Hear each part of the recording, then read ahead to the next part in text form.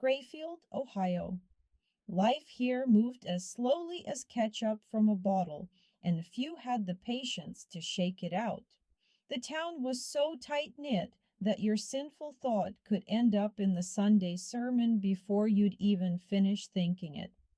Sarah lived in a two-story house where the shower dripped even when it was off, and her husband only when he'd been drinking. She worked as a designer, which meant drawing logos for the local laundromat, the vet, and the church, where even God had his own font. She was up to her neck in creativity and disappointment.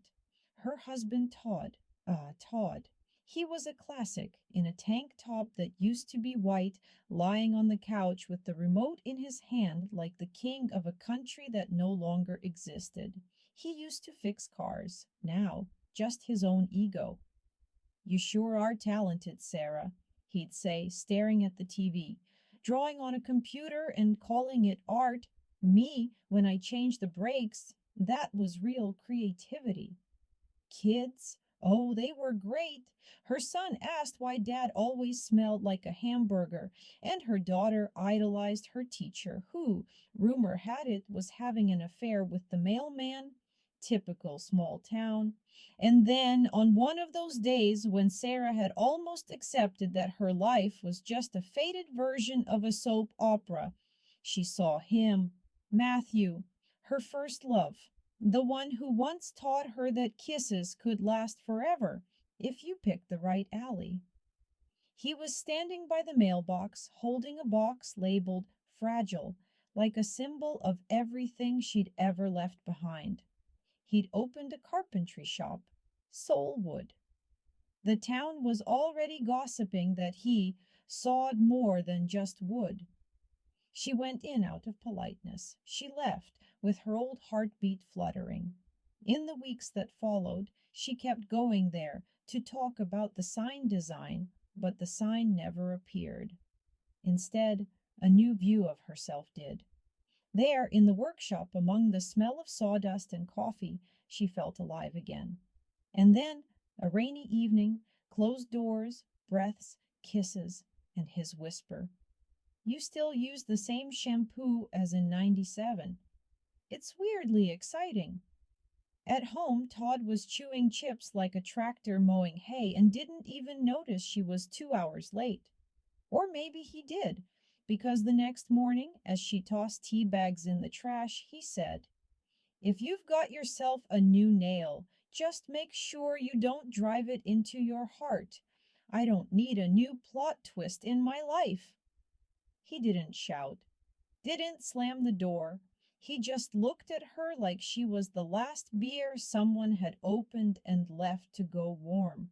And Sarah stood there thinking, if I really am a character in a cheap soap opera, why is the script so boring?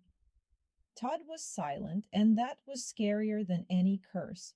His silence hung in the air like a storm fog. Sarah started to realize he knew, not because she'd slipped up, but because those who do nothing always have time to notice everything.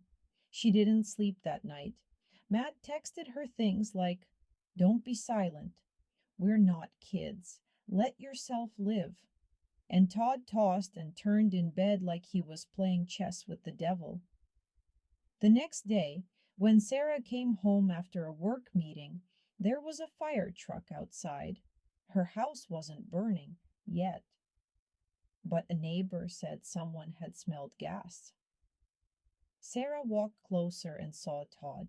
He was standing there with an axe in his hands, in uniform for the first time in 6 months. "I checked the tank," he said.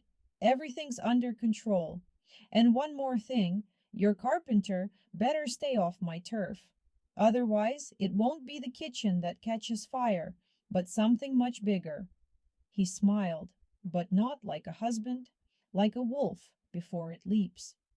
A storm rose in Sarah's head, everything piled up, years of silence, lost desires, Todd's resentments, her own guilt, and the urge to run, not as a traitor, but as someone surviving, someone saving herself.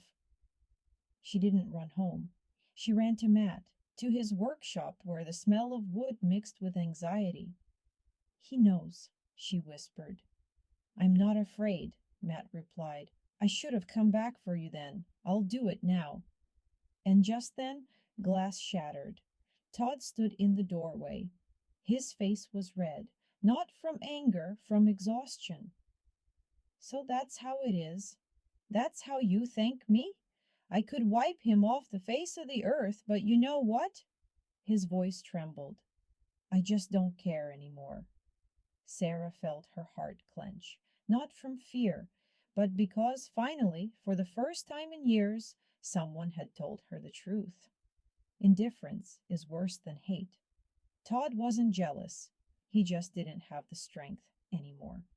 He left, just turned around and walked away, leaving behind only the smell of sweat, oil, and a lost life. And Sarah stood between two worlds, the old one, which had fallen apart, and the new one not yet built. Matt took her hand. So, shall we go? She nodded, not with joy, but with quiet resolve. For the first time in years, she didn't run away. She walked away, on her own,